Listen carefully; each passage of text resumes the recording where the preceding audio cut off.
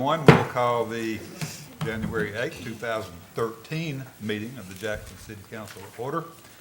We'll ask Councilman Johnny Dodd to lead us in our invocation and pledge, and if you would, please rise. I'd like to ask Mr. Rocky Miller, Elder Rocky Miller, come up, please, and read a prayer, please. Good morning, everybody. Good morning. We need a word of prayer. We'll start out with a scripture, if you don't mind. Psalm 127. Except the Lord build a house, they labor in vain that build it.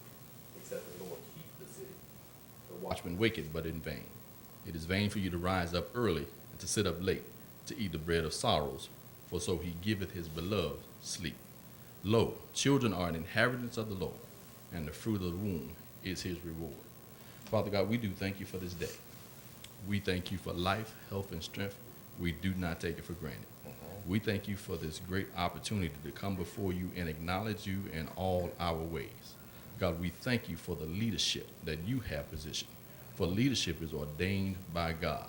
So we ask you as leaders that you will quicken our spirit, that you would challenge our heart and our mind to do that which you have called us to do, to lead with integrity, to lead with fairness, to lead with a love and a consideration of one another. God, we ask that you strengthen us to move in the direction that you have ordained. God, we ask for the spirit of unity to be upon us on every level, God, on every level, whether it's city, whether it's county, whether it's state, whether it's the nation, God. We ask you to move in a spirit of unity for the betterment of your people. Because if the Lord does not build the house, we will build it in vain. So help us to build it upon your truth, upon your righteousness, upon your love. God, we pray for this city, for the attacks that are on this city, for the spirit of confusion that's on this city. We ask for a spirit of peace.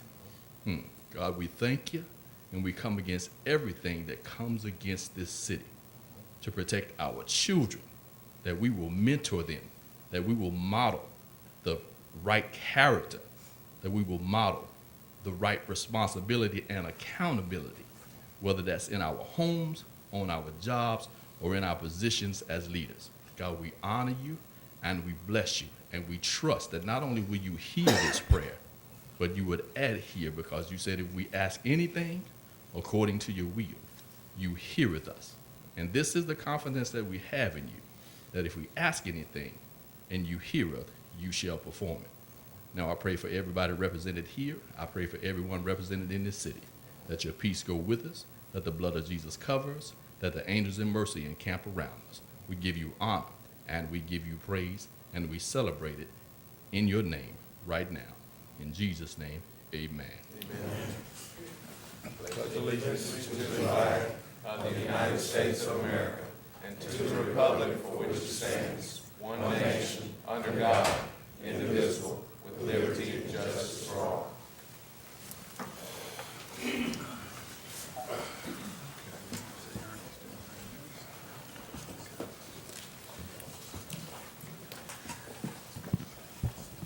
Anita, you can show all the council members present with the exception of Councilman Brooks, if you would. Item 4 is approval of the minutes of the December 4th, 2012 City Council meeting. Is there any corrections or any additions to those? If not, we'll go ahead and accept those by acclamation. Item 5 is if there's anyone present who wants to be heard on any item under new business, if you would just let it be known, and we'll be happy to call on you. We have a very special presentation this morning. We've asked Sheila Wilson to come in, who is a long-serving member of our Civil Service Board, and she'll be rolling off after 8 years of service on that board. So I'm going to ask her to come down here to the podium, and also Lynn Henning and any member of the Civil Service Board that's here. Let me ask you all to come up if you would.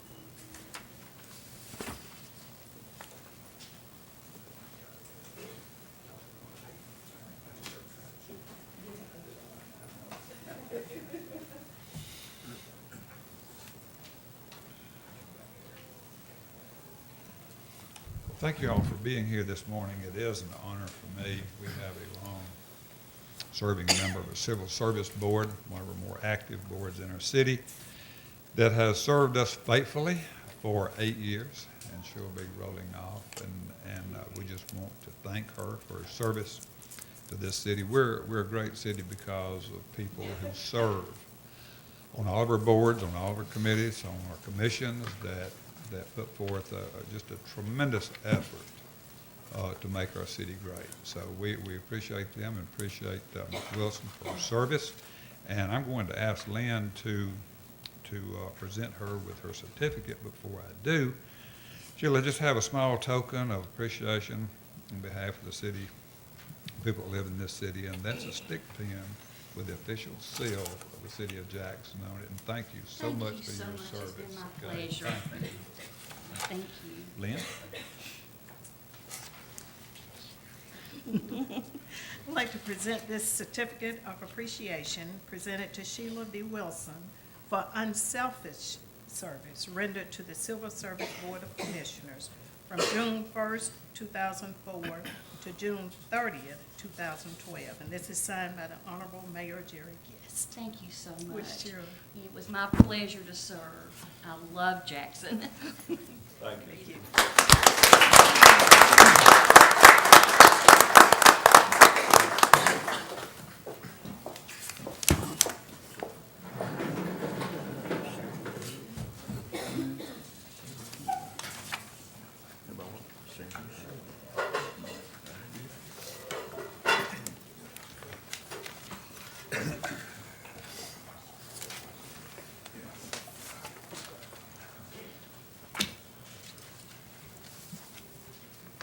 Okay, we have item 7 is we have no first readings for this meeting.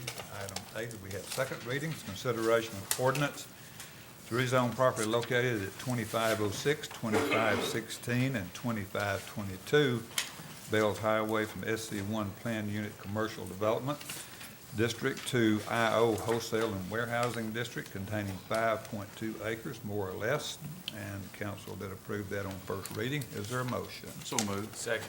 Motion, second, discussion. Council, please vote. And the vote is unanimous. Item 9 is new business, consideration of a grant contract to be approved with the State of Tennessee Department of Health for the Eat Well, Play More Tennessee grant.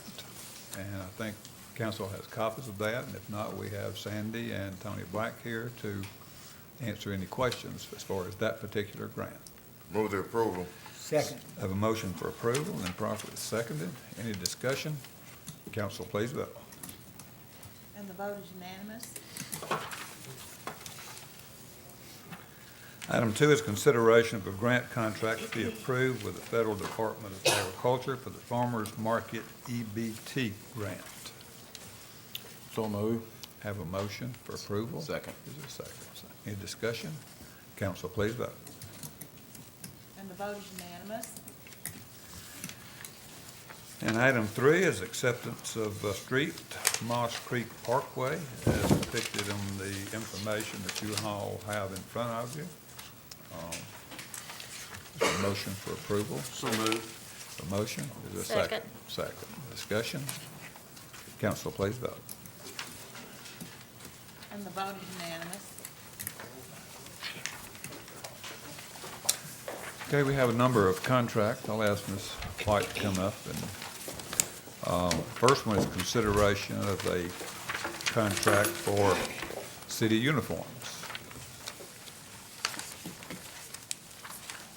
The city received several bids for city uniforms minus fire and police, and the committee and the purchasing department recommends that Ed Duggar be awarded the contract for all the shirts. He was the lowest and best bidder on the shirts. Some of the other companies didn't meet our specifications.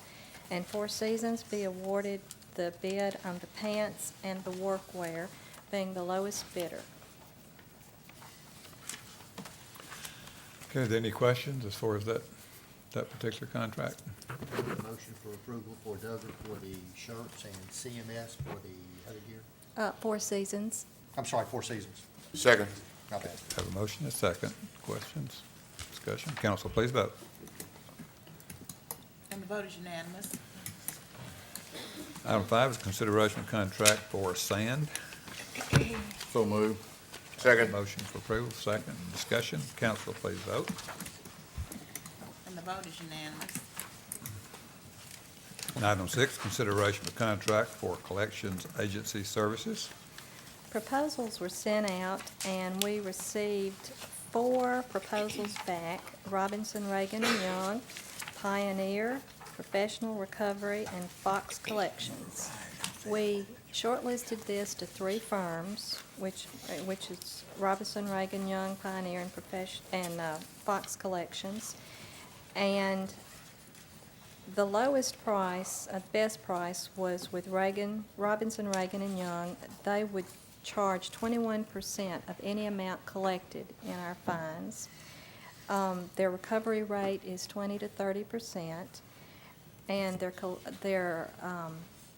collections agency department has reached out, and they provide services to the Tennessee Education Lottery, to AT&T in Nashville, to the city of Goodlettsville, and Davidson County Criminal Court. And we would recommend you award this contract to Robinson, Reagan, and Young. And if you have any questions, we have several people here. We have Deborah Rust, Demisi Johnson, who is over the Jackson office, and Tom Sager, who is an attorney with that company, and they'll be more than happy to answer any questions that you've got. Move for approval. Second. Motion for approval, second. Any discussion from council? Yes, sir. When would this contract take effect? Is this immediate? When will they start? It can be, yes, because we ended the contract with Solutia back in December, so no one has been collecting for the past month. Any other questions of council? Yes, when you say it can be, should we attach that to the vote immediately?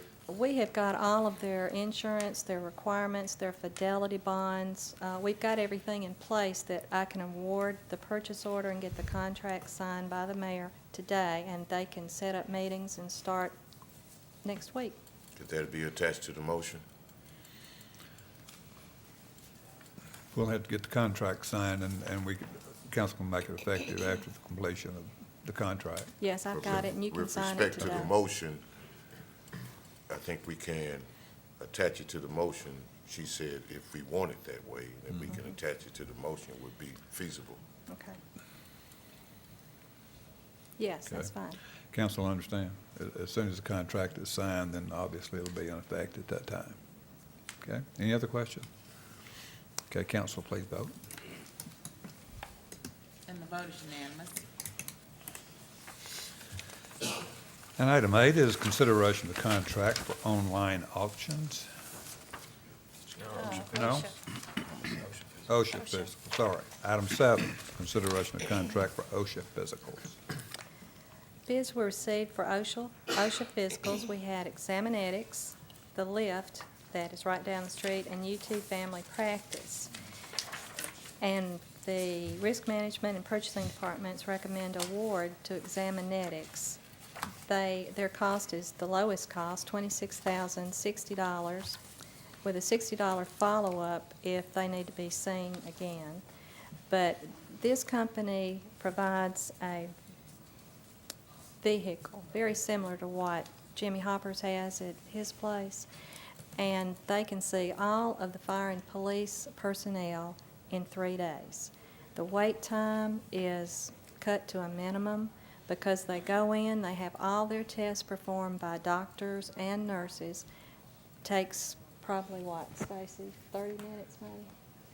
And then they go out, they go back to work. They don't have to go to a clinic, they don't have to sit there and wait to be seen by a doctor and go back to work. All of this is immediate, and it all can be done within 3 days. 3 shifts in 3 days. Mm-hmm. That is remarkable. And we will report back to you and let you know how it worked. How's that? I'm not asking for a report, I just think it's remarkable. Okay? And it's our It is understanding remarkable. that the reason that some of our local folks didn't bid on it is because they just didn't have the equipment. Some Many of of them didn't. We sent bids out to a lot of companies. We put it on the internet. We post all of our bid openings in the newspaper. We only had 3 people to respond, and as you can see, the lift charged $74,350. UT Family Practice was $30,890. So the prices are pretty much varied. Question on the follow-up costs, there were they were higher, $64. When is that follow-up? Are they gonna come back at some point in time, besides that 3 days, or is there even a follow-up, or? Stacy Stone is here with the Risk Management Department, and she can explain the follow-up visits as they are required. Morning. What they will do is they'll have to, all the employees will be able, or the employees that were required to complete the respirator evaluation questionnaire, they will go online and complete that, and that information will be collected by Examinetics. That questionnaire will determine if the physical is needed, if a follow-up physical is needed. So if the follow-up physical is needed, where do they go? They'll do that when they come. Okay. That'll all be pre-scheduled. So it's not the 3-day period, and they have to do an online questionnaire before they go. They have to do the online questionnaire before, Examinetics will not come until all the questionnaires are completed, and they've evaluated them and determined who's going to need that follow-up physical. So all that will be in the scheduling for those 3 days. Any other questions? Yes, sir. Who is Examinetics and where are they from? Examinetics is from Oakland Park, Kansas. Have any local connection at all? They would like to get into this area. That's why they searched the internet and found that we had this bid out, and they immediately downloaded it and submitted a bid.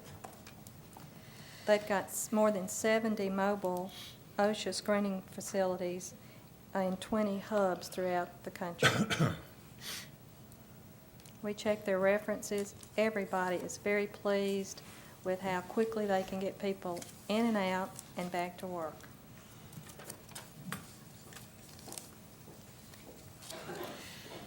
Okay, any other questions from council?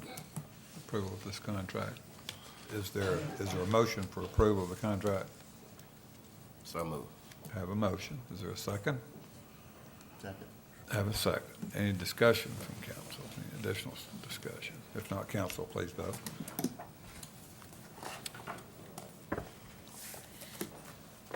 And the motion passes with 5 members in favor, 3 against. Okay, item 8 is now consideration of contract for online auctions. Proposals were received for our online auction of surplus property at your request at this time last year. We received 2, one from GovDeals, one from Henson Auction and Real Estate. GovDeals will charge the City of Jackson 7.5%, which in turn will be tagged on to the auction item that is purchased. Therefore, the purchaser will pay that 7.5%. This is a no-cost deal to the city. Henson Auction will charge a flat fee of $50 for vehicles and equipment if it sells for $500 or less, a $100 flat fee if the vehicle or the equipment sells for $501 or more.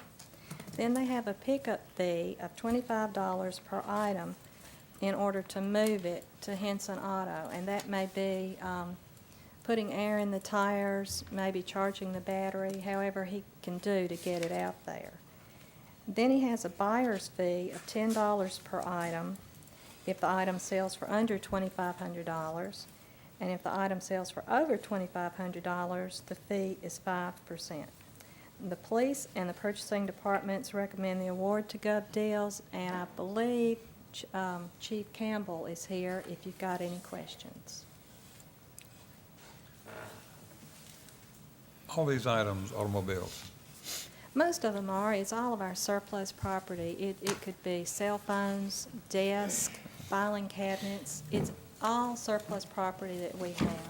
Okay, all right. Okay, any questions of council? I guess Mr. Wallace? Can you make a motion first, or just questions? No, let's go ahead and that's questions. You sent me the copy of the 50 vehicles that have been sold, they're done by Henson Auction, as well as the 50 have been done by Gov Deals, and I kind of looked at that. The Gov Deals 50 had a couple of BMWs in there, which is fairly unusual. One sold for like 12,000, the other sold for like 8,000. When I took those two out, the actual money that we received per vehicle was higher for Mr. Henson than it was for Gov Deals, even including the $50, $100 that he charged. I think it was $1,385 per vehicle versus $1,269 per vehicle. And the other thing that I really liked about using Mr. Henson, of course, is he's local, as opposed to Gov Deals being based in Virginia or wherever they are, so we get the funds are coming in locally. So I'd like to make a motion that we use Mr. Henson. I second it. Okay, we have a motion, probably the second. Mayor, could we ask the city attorney if it's appropriate to award something to a local company, even though they were not the best proposal received? Supposed to be lowest and best bid, isn't it? It can be the lowest or best. Lowest and best bid. But I'd like for the attorney to give you his recommendation. Thank you. I was Any- looking any, for the amount that the city raised based on those 50 vehicles, excluding those two, and he would be the best. Well, I might point out that we have employee costs that does not show up in the bid. Essentially, the former process involved us shutting down Central Records, about 20 employees, and moving equipment, which has substantial employee costs. The way we do it now, we have one employee that does it part-time, in addition to orders, stuff that we automatically have to do because we get court orders to destroy either equipment or equipment is at the end of life.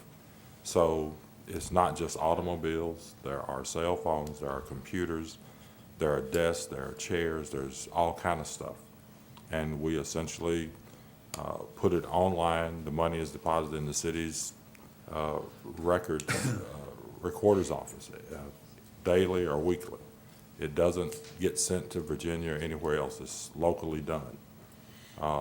So that's the background part of the employee part. So there might, whatever you vote to do, we'll have to obviously do it, but it's a much cleaner process to where we're going. Ms. White sent me the bids that were submitted. I recommended what I thought was the best bid that didn't cost us anything going forward. Is it not true also, though, that we can't measure the benefits to the city financially in terms of keeping the tax dollars here? The tax dollars are deposited every time we sell something here. People come here to pick it up. We deposit the money in the city's coffers. But is it not more likely that when it's online, it will not be local people that would be dealing with? And of course, Mr. Henson would be making a profit, and he's a taxpayer, and his dollars would be going back into the city. We have people that buy locally. We have people that buy that access it off the internet. Mm-hmm. Some people are out of state. A lot of people are here. So Well, we listen, sell to I everybody. appreciate the city's recommendation, and I know that you have studied this. I have the utmost respect for you, and that you do believe this is the best deal. On the other hand, as city council members, you know, I feel that we have an obligation to, whenever we can award local businesses, unless you have a compelling reason that we're going to make so much more money by keeping it not local, I don't feel comfortable doing that. Okay, we have a motion that we accept the proposal from Mr. Refer to the Henson. city attorney. And we have a second for that, do we not? Yes, sir. Okay. Ms. White requested that we refer to the city attorney. Would you like to add anything, Louis? Do y'all have any questions of our city attorney as far as the state purchasing procedures? Would this be considered to be a professional service and therefore not necessarily on the bid amount? I guess I was looking at it from the standpoint that it looked like on the vehicles at least, the city was getting more money using Mr. Henson, not a whole lot more, it was close. And of course, Mr. Campbell has made the, comment that the expense may be more to the city by doing that. Here's the process that Susan and I work. Is she receives bids, she makes a recommendation, she asks me to look at it, and if I think that recommendation is sustainable, the recommendation she made, I think it is. She says it's the lowest bid, which means the best for the city, financially, and then lowest and best bid allows other considerations. Saying that we're only going to choose based upon a local resident versus someone from out of county or out of state, I don't think is legitimate, defendable on that basis alone. The going with the other bid is something I've not considered before I sat down this morning because nobody had asked me to see what would happen. The conflict comes is if the lowest bidder decided to contest not awarding, it would then be a decision for the courts to determine if that is a defensible award by the council based upon defensible basis. Saying just that we're going to award to local people if everything else is equal is generally not considered, because all citizens of this country are entitled to the same consideration. And you, Mr. Chairman. Yeah. so whether or not, I haven't looked at what Mr. Wallace talked about, and that would be one of the things to consider, is defensible as the best bid. I don't know. I mean, I assume you're right, but I haven't looked at it. Yes, sir, Mr. McGinn. With respect to, let's go to Councilman Wallace, with respect to what you said, the cost analysis that you done, you're saying that Henson is the lowest bidder? What are we saying here? Yes, on vehicles, and of course, that was just on vehicles, which I'm assuming vehicles are probably the biggest ticket item that we have as far as selling our surplus property. So taking that into consideration, where we compared most recent 50 that Gov Deals had sold versus most recent 50 that Mr. Henson had sold, backing out those two unusual items that would skew it, I think, then he was actually slightly lower bidder, I guess you would say. Even when you calculate it in $50 or $100 to charge it per vehicle. And it's providing some services Councilwoman that Foote, the other do. you related to the locality of the local vendor, which our lawyer said that doesn't cut mustard. But with respect to what they're saying, what is your legal opinion? Well, if it's bidding for sand and all sand is the same, it's the lowest bid is the best bid. If you have a service, it's lowest and best bid. Best includes things other than price. Councilman Wallace identified that, what I understood you to say is although his price of marketing is a little higher, the actual amounts received is higher as well, so that the net benefit to the city is greater because based on those 50 sales, the average proceeds is higher, which covers the marketing expenses, what I understood you to say. And I don't know whether that's comparing apples to apples or not. I just haven't looked at it. But the law says the council should pick the lowest and best bid. Why was it even brought to us then? She can just go ahead and pick it and go. It's going, in other words, what she says, that's the lowest bid. So actually, she's the one making the decision. Why aren't we even voting on it? Because it may not be the best bid in our opinion, because he's willing to do some things that are not being done by Gov Deals. And how do you put a price on that? He's willing to come and pick up vehicles and get them out of our way. Here's what I'm saying is I'm not going to make a determination what is your best bid. Okay. That's for Right. professionals to do and for you to do. What I would do is defend your decision if the bidder contested it. And I don't know whether I can or not because I haven't looked at it, what he talked about. So that's where I am. But I know in working for the school system and doing bids all the time, we were, and Karen can attest to this on the school board, we turned down lowest bidders very often because we would determine that another bidder had better services. So I think as long as we could prove that, wouldn't we be okay? Because it's lowest or better. Is that not legally lowest or better? My experience is each case turns on the facts of the particular case. Mayor, can we make a motion to table this until Attorney Powell can have a look at everything and make his recommendation? I see no reason why. I think, Captain, if you could factor in, I know the one intangible, and I know it is intangible, as far as the staff time, trying to put a monetary value to that would probably help our attorney. Okay, we have a motion to table until, okay, motion's made. Question on the motion. Vote on the first Question on the motion motion. Table it supersedes, or do we have another motion too? Are we gonna supersede, or are we gonna vote on both motions? I thought we had to vote on the first motion first. Okay, we do have a motion and a second to approve Mr. Henson as to auction off these items.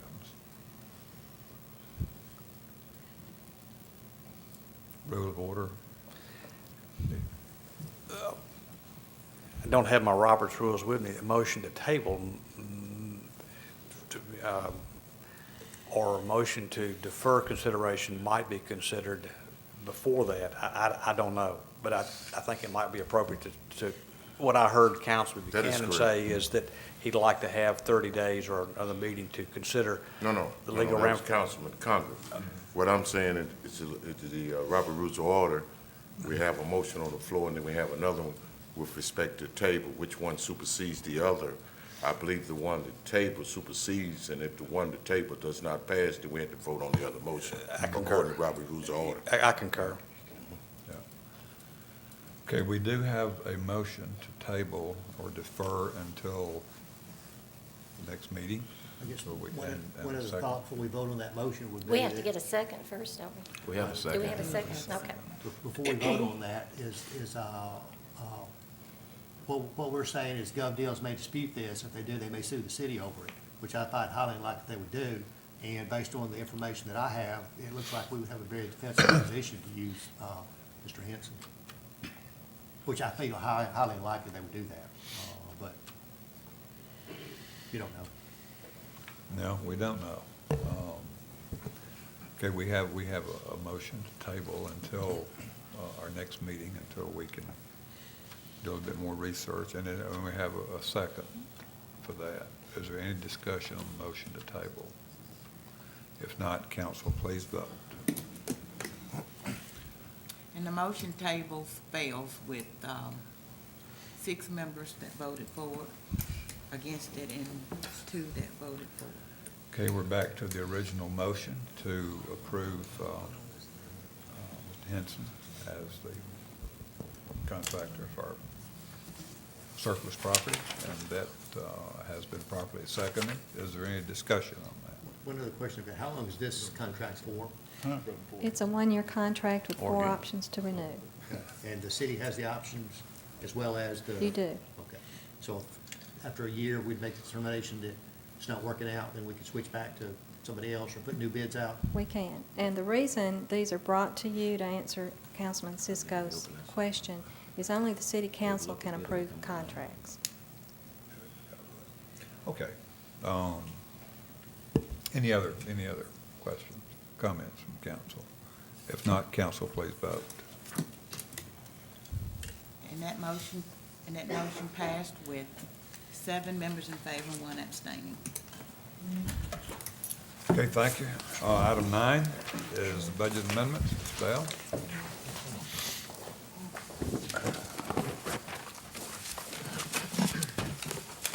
Good morning. You have a budget amendment this morning on both of the grants that you voted on earlier. The first one is the Farmers Market EBT grant in the amount of $12,985.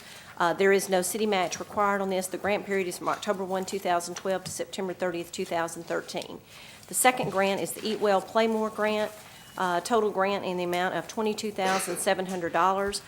There is a match of $5,600, which will be reimbursed to the city by West Tennessee Healthcare, and the grant period on this one is November 15, 2012 to June 30, 2013. Okay. Let's take those one at a time. Sure. The first amendment is a Farmers motion. The farmer's market. So Is there- moved. Have a motion? Second. Second. Discussion. Council, please vote. And the vote is unanimous. And the other is the. Eat Well, Play More. Yeah, okay. Is there a motion for approval? So moved. Second. Any discussion? Council, please vote. And the vote is unanimous. Thank you. Okay, thank you, Ms. Bell. Item 10, final item, consideration of invoices over $10,000. So moved. We have a Second. motion, second, discussion. Council, please vote. And the vote is unanimous. There being no further business, meeting is adjourned.